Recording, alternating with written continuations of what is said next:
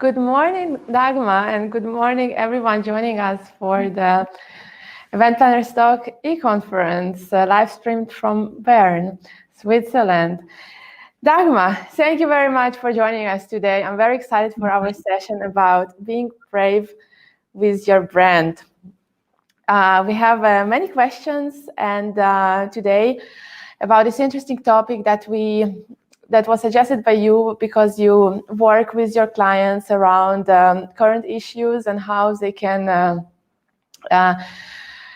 organize their events to communicate with their audience in this time of uncertainty. And before we begin, I would like to introduce yourself. I will introduce you, and then we will go straight to the questions. And then maybe before we go to the questions, also if you could tell a little bit more about the DRP group and what you do. So you are the Global Development Director at DRP Group. You studied journalism and languages as you understood them to be the key to the world. Having studied Swedish, you took an opportunity to move to Sweden to work as a producer-presenter for national broadcaster SVT. However, being serious about a career in the media and production, London was the place to be. And so in 1995, you relocated. You worked for the BBC and the CNBC and eventually moved into corporate production, working for well-known international production companies and managing prestigious accounts such as the European Space Agency, Daimler-Benz, and Nokia.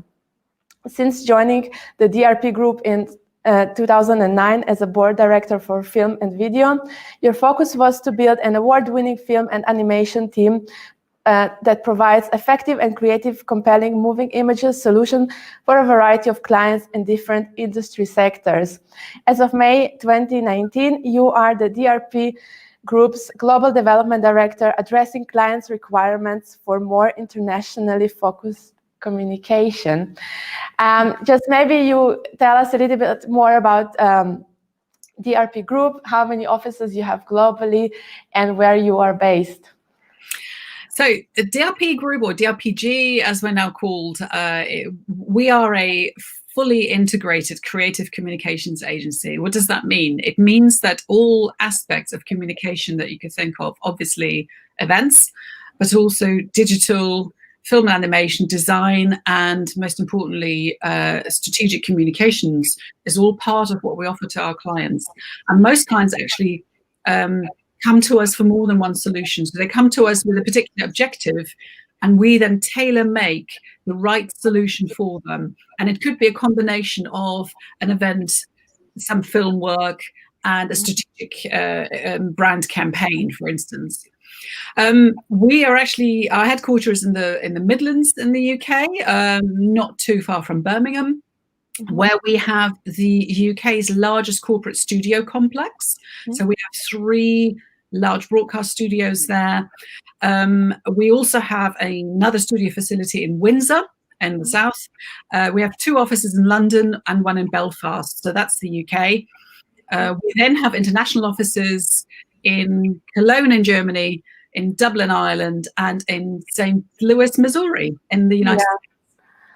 And today you are joining us from Germany. Yeah. I am indeed, yes.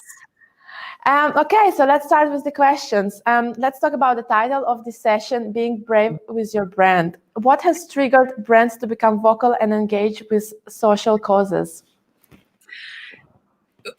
I think they had to. I think brands started to listen to their audiences. The social causes have become more and more important. If you think about the target audiences today, the main audiences are actually, if we're looking at generations, are actually the millennials and Generation Z increasingly. I mean, the large majority of workers now are millennials, and Generation Z is obviously pushing in. Their expectations when looking at an employer are quite different from what expectations were in previous generations. They want to know what companies are willing and able to give back to the community that they operate in. And the community can be local, it can be national, it can be global, obviously increasingly global. So if you then add to that social media. I think social media were a massive trigger in the way expectations have changed, because social media, of course, are always there. They are global at any point. They communicate, they highlight certain key issues. So brands can't run away from these key issues. So these new generations of employees wanted to know, so brand X, if I work for you, what is your position on this particular social issue? What is your position on this? And I think brands just had to react to that, because they want to be attractive as employers. They want to attract the best talent. And so they've had to do that. But I think out of a necessity, was suddenly we saw emerge a genuine understanding. So I think brands increasingly realized their own, or what value they have to bring to the table, and they understand their purpose in the bigger context of society. So it was a development we've seen over the last few years, and it's gotten to the point now where brands really proactively have to communicate their values, they have to communicate their purpose. And if you want to do that, you have to be a lot more courageous about the way you do it. And that's certainly what we've seen this year in particular, because sometimes it takes a crisis to really bring that to the fore. And I think that's what we've seen this year. And the brands now, they can't only say that they do it, they have to actually do it, because they will be they will be seen on social media. People are vocal, the communication is more democratized now, and the customers and their employees will share their views on this. Can you mention some of the current issues that are happening that cause this? What are the social issues that brands are facing? I think the first really big one that we've seen in the last few years was actually climate change. And of course, that affects lots of brands very directly, because it could be affecting their production. If they're manufacturers, it could be affecting their production. So people had to make a stance, and they had to demonstrate how they are sustainable as a brand. So sustainability is a key topic. And the great thing about sustainability is you can actually check that. You can ask a company to prove, and of course, lots of governments are doing that. In the UK, for instance, we have to prove, our sustainable approach, or we do that out of our own accord. I think coronavirus was another big thing, because lots of brands said, "Okay, coronavirus, nobody expected that. It's a terrible thing for society. It's a terrible thing for companies. So what, as a company, do I do to make sure that my employees are safe, that my employees don't lose their jobs?" I think lots of companies were put to the test. And what we've seen is that some companies said they were ethical and they were acting with the right moral motivation. But actually, what we then saw them do did not correspond with what they communicated. And again, said that social media it almost works as checks and balances, because you can quite easily detect whether somebody's telling the truth or not. Absolutely. And diversity and inclusion is also a huge topic, because the images that go into your advertising campaigns and the panelists that you have in your talks, it's and Black Lives Matter was the next big thing. So we've actually had several really big social topics over the last few years. So Black Lives Matter was the next big thing, where again it was, some brands said, "Oh, we'd rather keep out of this. We don't want to comment on it because we don't want to offend anybody." That didn't actually go down very well. I think there was an expectation that brands need to take a stance. They need to publicly say, and there are some very positive examples. I mean, I noticed actually on social media, Rolls-Royce, a very old traditional brand, really took a stance and said Black Lives Matter.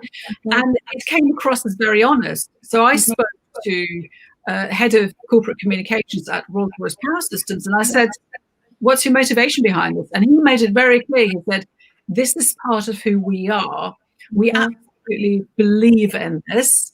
And it is something that hasn't just happened since this year, but it's been for a long time. And our CEO even steps in front of the media and says, this is who we are as a company. And if an employee, for instance, does not believe in this, then they should think about whether we're the right company for them to work for. Yeah. So that's quite a brave stance to take, but I think it makes the company a lot more credible.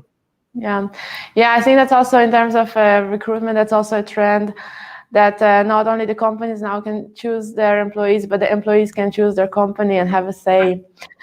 Okay, we will go to our next question, and if our audience has any question, please don't hesitate to write in the comments section, and we address your questions as well.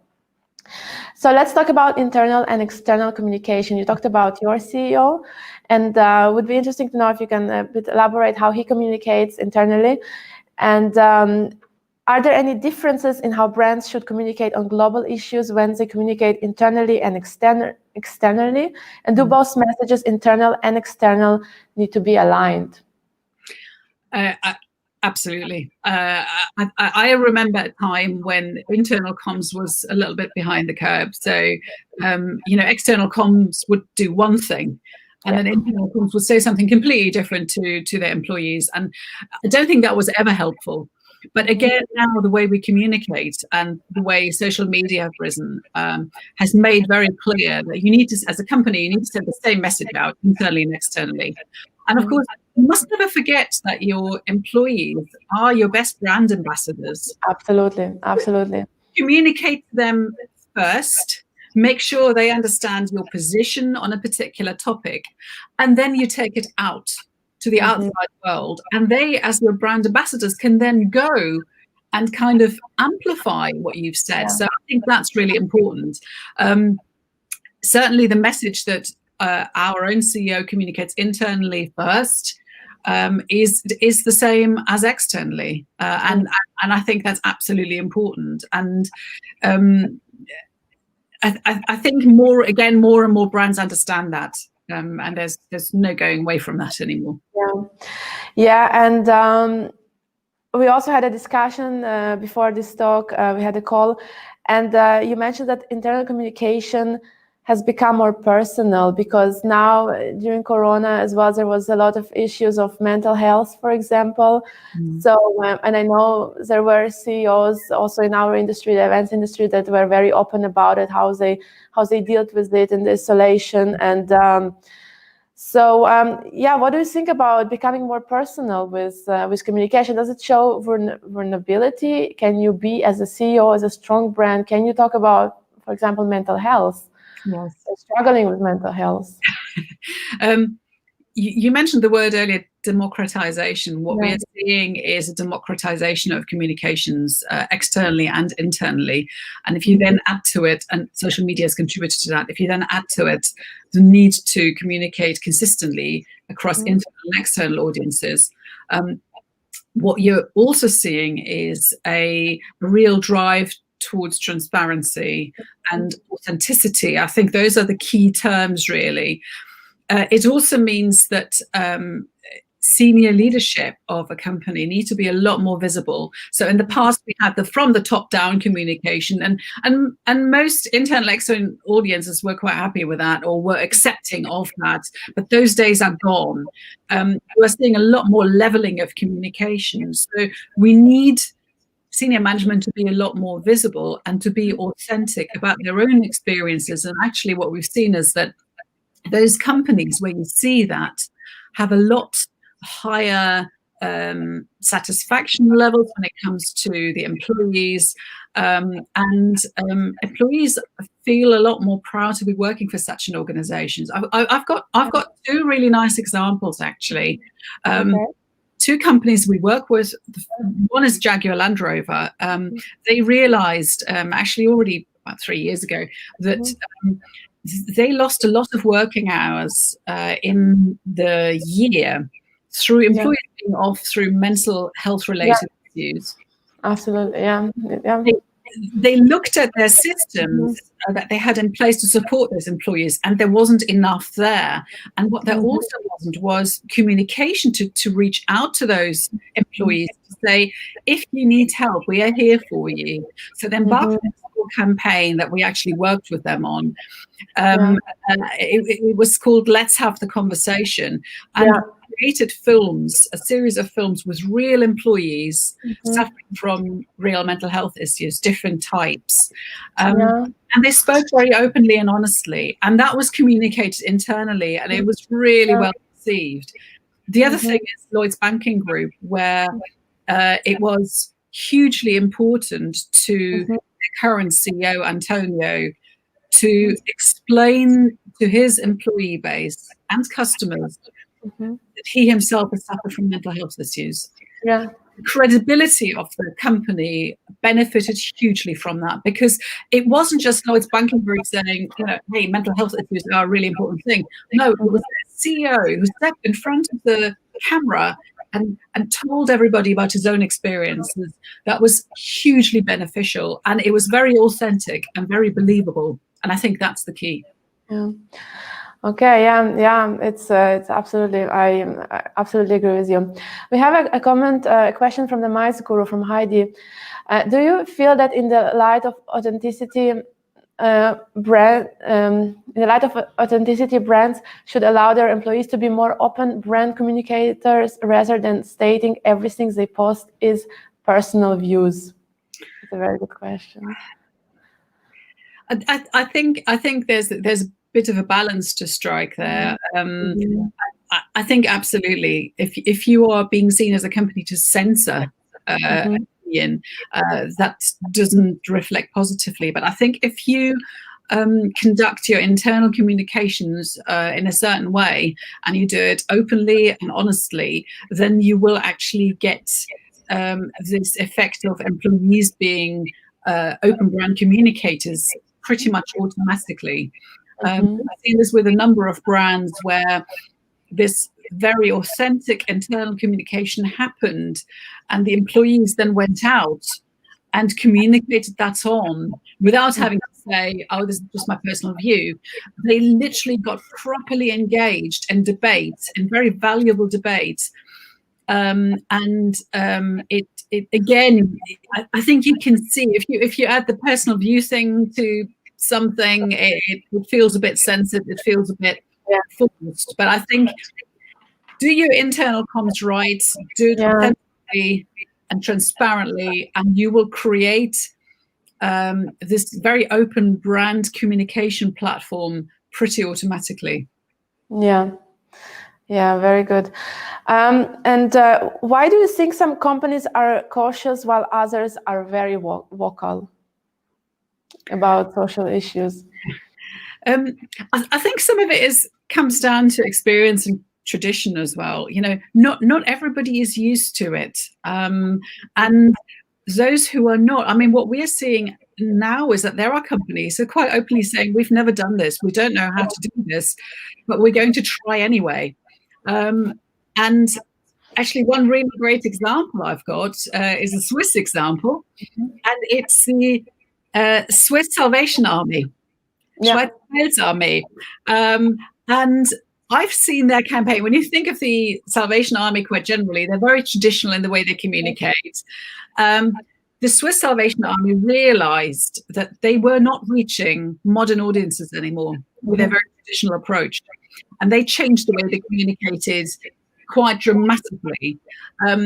They put a lot of trust in the agency they worked with, who recommended they change their approach completely, and it paid off. So I can recommend to everybody watching right now, log on to the to YouTube and search for Swiss Salvation Army and have a look at the kind of communications they've been putting out. It's pretty amazing. I think it's a learning process, like lots of things. Being brave is not something that comes easily to everybody.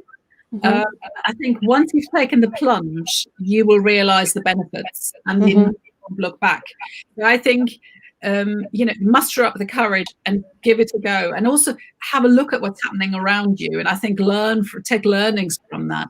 So I think it's a learning process. We need to give credit to those who are trying to learn, who are trying to adapt, and we need to be a little patient with them.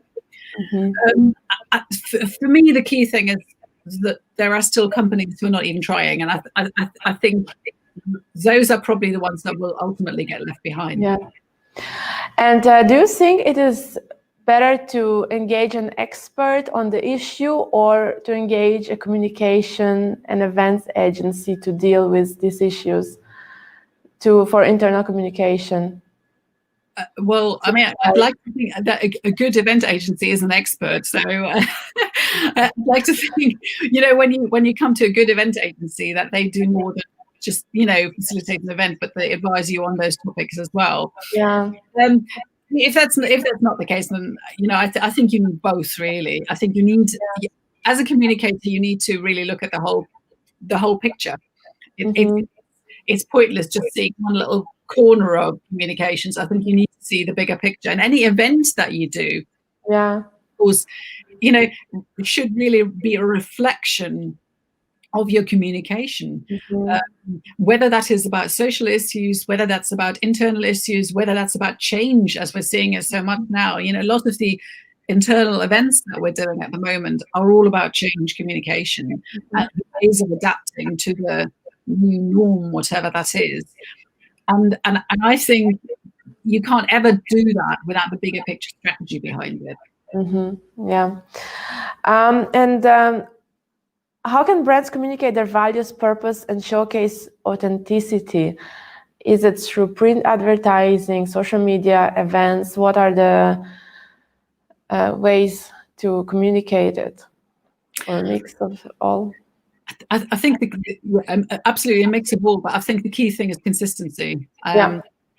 And again, we've seen this, for instance, with Black Lives Matter, that there were suddenly these companies that were jumping on the bandwagon.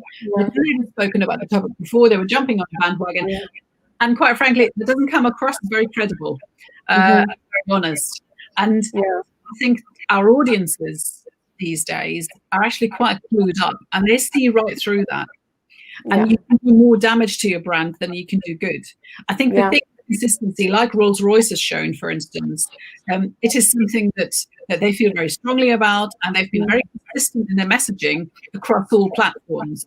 And events are, of course, hugely important in that context. And obviously, events at the moment, physical events, it's hard to do.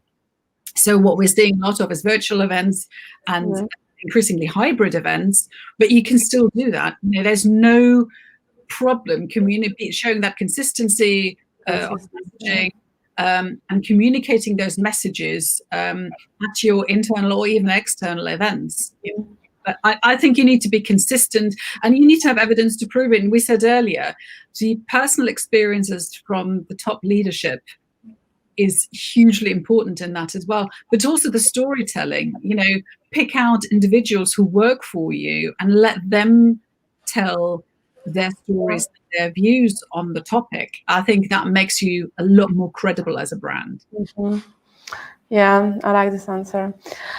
Okay, now let's talk specifically about events. How this translates to events. How can brands translate their brand purpose and brand values to an event? And how can they do it for an online event? Actually, online events are actually, in some respects, not that different from, you don't have that real experience from sitting in the room. That's an element that you just don't have, that you're losing at the moment. But you can still give that brand feel through an online event. And I think, just doing a quick Zoom call will probably not do that, but you can still, what we're doing a lot of is now studio-based virtual events. So we have in the studio, we have presenters from the company, and you can bring in the audience in different ways. So first of all, how do you transport the value message, the values message internally? Again, I think it's not just the one event that does that. It's the consistency of it across all your communications channels, and that's being reflected in your event. But also you can bring in people live, like you've brought me in here live. You can bring in people live into your event, talking to your audience. You can also have a number of pre-records, and you can tell little stories. I think storytelling during coronavirus has become hugely important. That when you have online events, that you tell the story of what's been going on around your company by means of little films that you may have created, showcasing employees, etc. So bring that in. And of course, you know, we've got online questions at the moment. I'm just looking at one there. You can bring your audience in. I think it's really important that you involve your audience through the ability to ask questions, through polling, for instance. You know, you can ask, you know, everybody's at home, so here's a question to you now, and then read out the response to that. So I think we are, as an industry, we've proven quite resilient. Now, the event industry has been, there's no denying it, has been really badly hit by coronavirus. But what we've seen on the positive side is that the industry is resilient, the industry is creative, and the industry is flexible. And what we've come up with is solutions that still allow us to talk to our audiences, that still allow us to involve our audiences. And as long as you're consistent across all your channels with your messaging, communicating your values and your brand purpose through an event should not be difficult to do. Yeah, consistency is key. But there is a pressure to be called out. Let's talk about being authentic versus jumping on trends. What are your thoughts about it? There were a couple of companies that withdrew their advertising campaign from Facebook, for example, because of hate speech. And there was one company, they published a press release, and then there were many more companies that followed this trend. So do you think it's authentic or it's just jumping on trends? Well, I think, again, it comes back to the consistency. I think the audience is clued up enough to see right through that. You know, if you just do it and you've never done that before, you've never taken a view on this, and it's the way you communicate it, I think the audiences will see right through it. It's very important to communicators of big brands to understand that their audiences are clever. Don't ever think that your audiences are stupid and don't see that. You know, they're not. They are really clever, and they want to hear from you. So you know, so I think you need to be really authentic. I think the example that you've just given is a really good one. There are companies that have got a long-standing history of speaking out against racism, for instance, things like that. Microsoft is one such example, who doesn't come as a surprise that they consistently speak out against this and that they maybe withdraw some advertising, etc. So consistency is an absolutely key issue. But then you sometimes get brands where you haven't necessarily expected this. And I think a really nice example for this is actually Ben & Jerry's making lovely ice cream. And I don't know how aware you are of the refugee crisis, as the British government calls it, that's going on in the UK at the moment, with refugees trying to cross the channel. And the British government has taken the stance that they should not be allowed to land in the UK. Ben & Jerry's UK went on Twitter and did a whole Twitter string about saying why that's the wrong approach and that the British government should think again.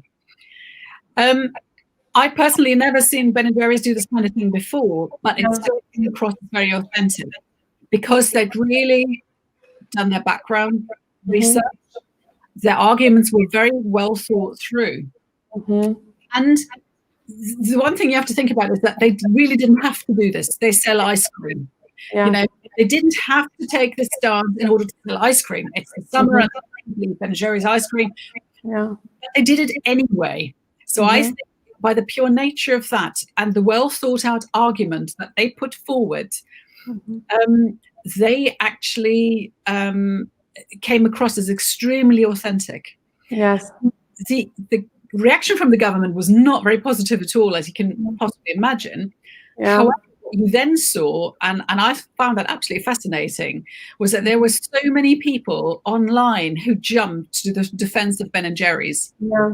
Said, I don't even like their ice cream, but I think it's great what they've done here. So it's the way you do it. You need to be consistent. You need to be logical. You need to be well thought through. You need to have your facts and figures ready. Absolutely. Yeah. That's a very good approach. And by now, if any audience has questions, please ask in the comment section below, and I go now to the next question.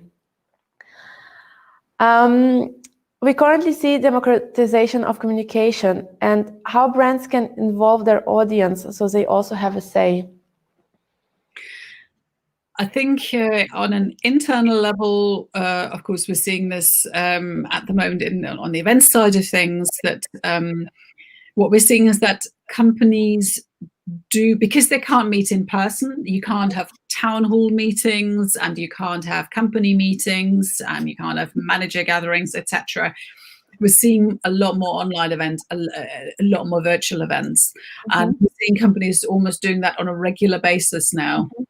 And as I mentioned earlier, there are obviously certain ways of involving your audiences.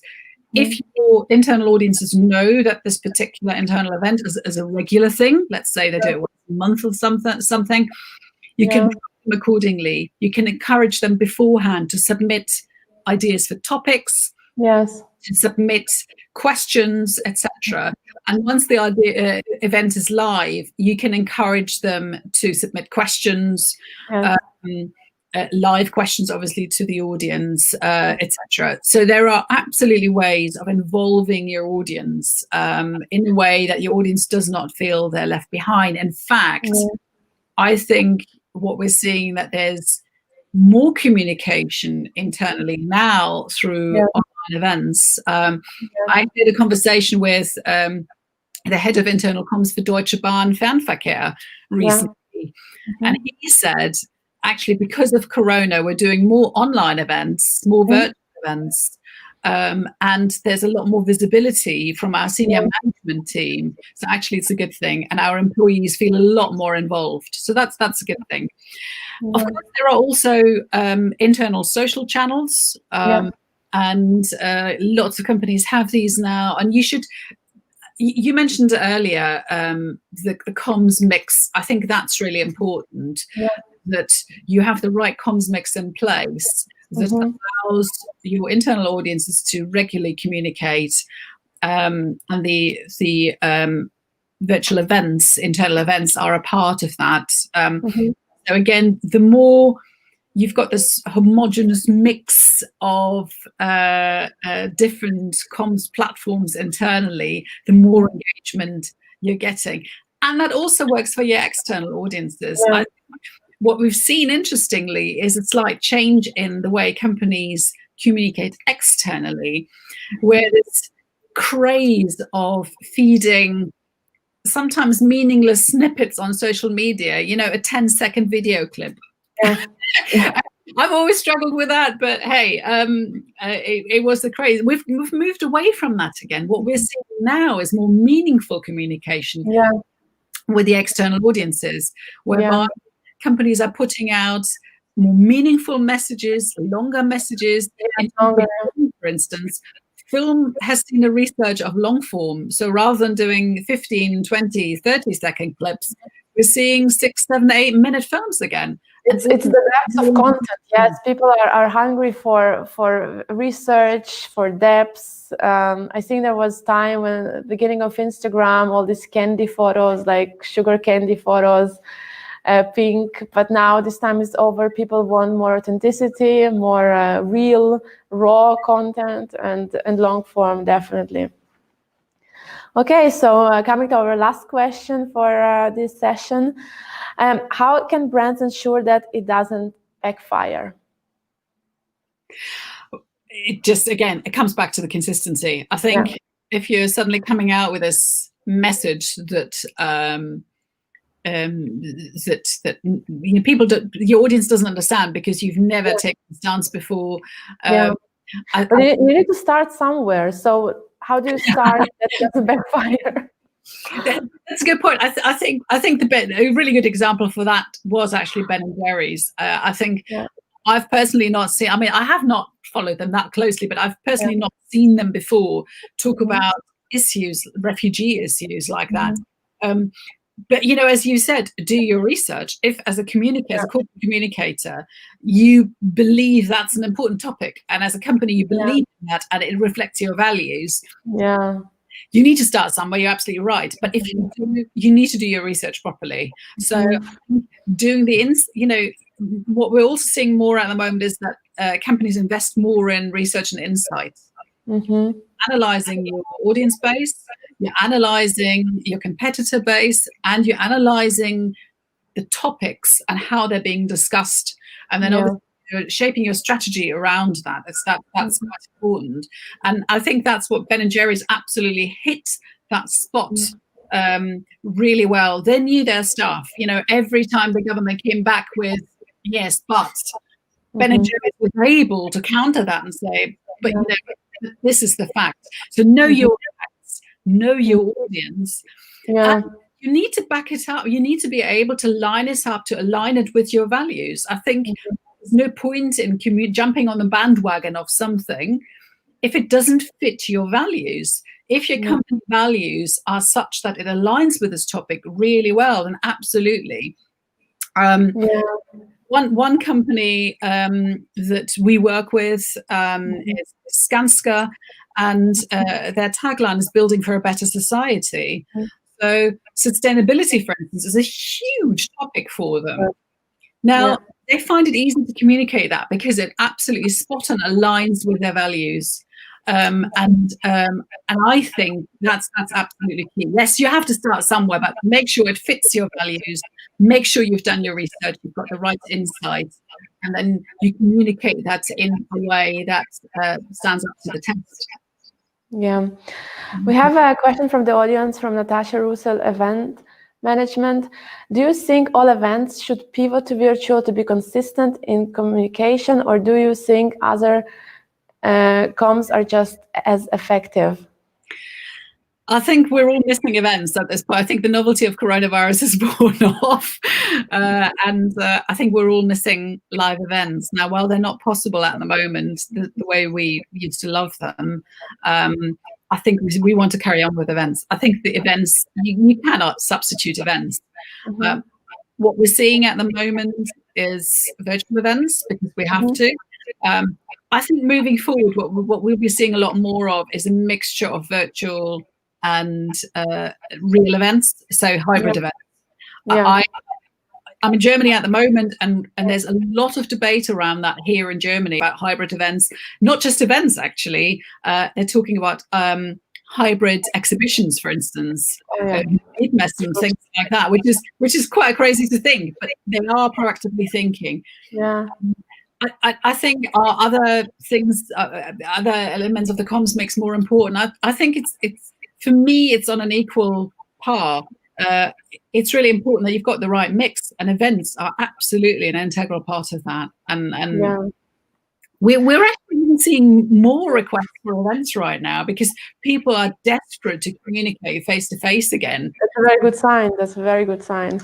But do you think the virtual events will remain even when you have the opportunity to have your live event? I think virtual events, good virtual events, have a level of creativity and interactivity rather than the old style webcast where somebody just talked at you.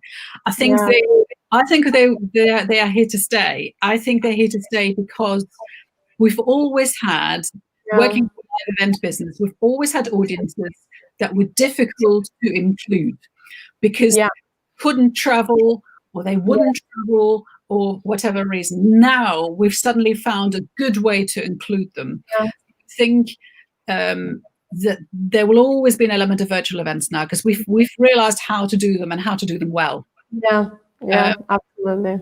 But I think once there's a vaccine, once people find it absolutely safe again to hold face-to-face events again, I think face-to-face events will be back.